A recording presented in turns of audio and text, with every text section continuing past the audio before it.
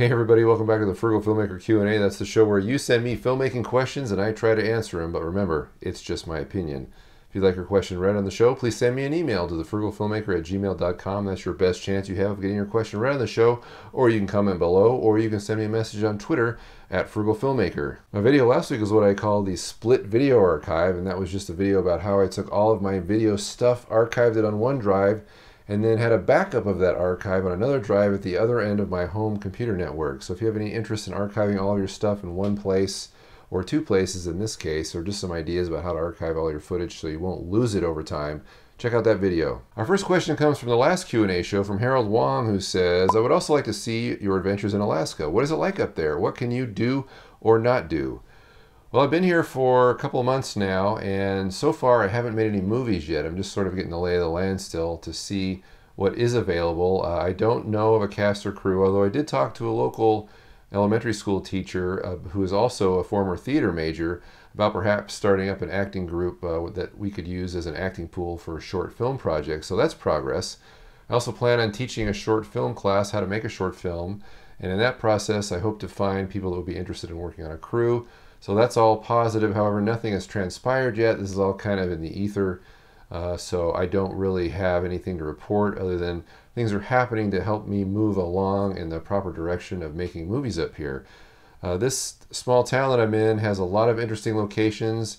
It's just starting to snow now, and I hear that within a week or two it'll be completely frozen here. So that's when I think it'll get really interesting looking as far as visually. There are several locations in this place that will make a great alien planet, although I also think that if I don't use the native population here to make some short film that is native oriented, that I will have missed a huge opportunity. So that's something else I'm going to do. I just haven't made a short film in over a year now, since my last one was Invader, and that was over a year ago that one came out. So I'm way behind, I think, in short films. Ultimately, I would love to do a short film a month or every other month, but I definitely need to get on my game. I have no shortage of ideas, but it's definitely different when you're in a small kind of landlocked town that doesn't have a film community. You really have to make the most out of what you've got. But you also have to kind of inject the community with a desire to make movies.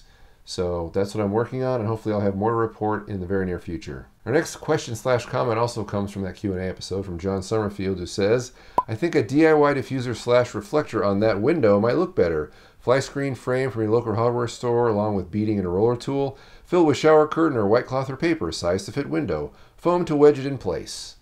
Basically, John is thinking I can have a better look for this window, and you know, he's probably right. However, this reflector here serves a myriad of purposes. The first one is that I never know what time of day I'm going to be shooting. In fact, when I started doing the Q&A show here in Alaska, the sun was out for 24 hours, which means that this was always a hot spot. So a reflector covering that was the best way to deal with it, I felt, because then I could shoot at any time of day. Like right now I'm shooting at night, and this window is still covered. As you can kind of see the darkness poking through the edges here.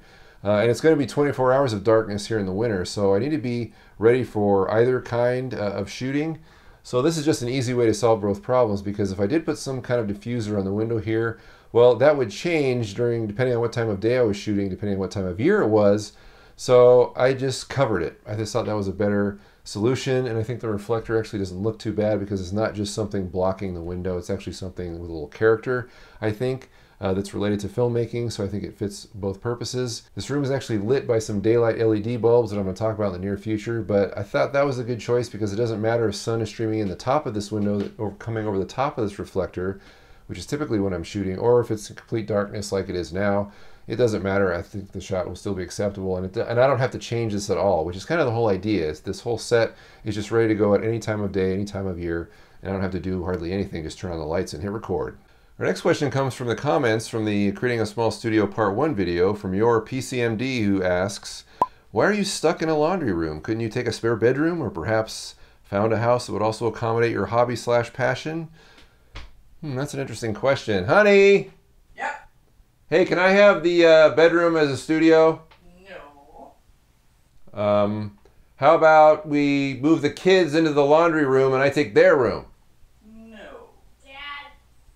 I know, we can get a bigger place. How about that? We'll get a bigger place with an extra bedroom, and then I can use that as a studio.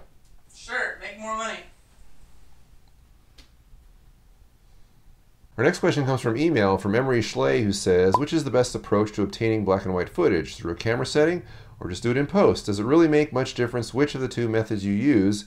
I want to retain as much tonal range as possible. This is a really interesting question because I've always wanted to shoot something in black and white because I'm a huge film noir fan, but I never have. However, if I were to do it, I would definitely shoot in black and white because you never really know what things are going to look like once you bleed the color out if you decide in color. Now I know a lot of films that have ended up in black and white or were originally shot in color, whether they were Sin City or Good Night and Good Luck or movies like that, that ended up in some kind of black and white or black and white color mix, seem to always shoot in color. But for the micro budget filmmaker that maybe doesn't have access to that kind of technology where you can preview what you're getting after the color's drained out live, let's say, I would say that I would rather do it in black and white, so I would know exactly what my lighting was going to look like in black and white, or what the costumes were going to look like in black and white.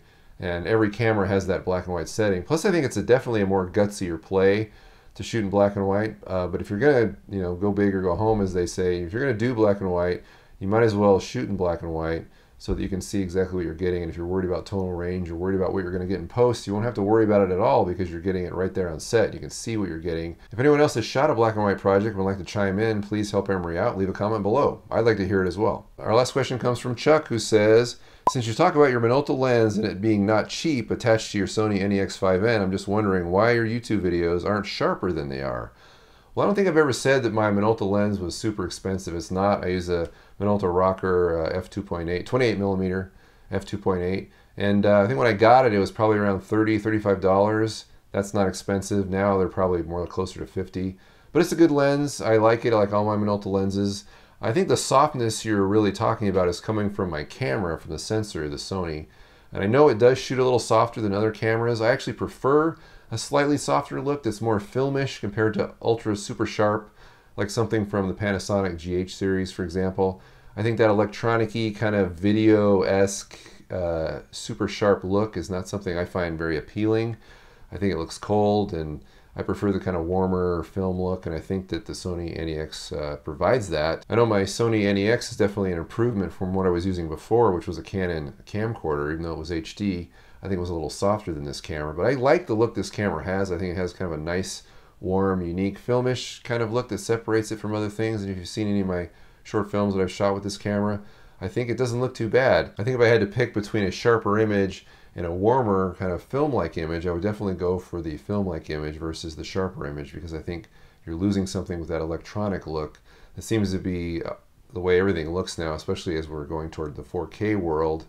Yeah, it is brilliant and it is sharp and beautiful, but that film look, that warmer look, I think is more important to a narrative filmmaker anyway, than the sort of TV look, the real hyper kind of digital look that doesn't seem to be that appealing, at least not to my eyes, but that's just my personal preference.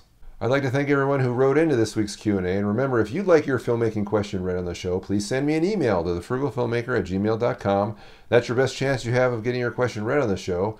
Or you can comment below, or you can send me a message on Twitter @FrugalFilmmaker. Stay tuned for another Frugal Filmmaker video coming this Thursday, and then another Q&A on Monday. We'll see you then. Bye-bye. Thank you. Love you. Love you. Mwah. You can shut the door now.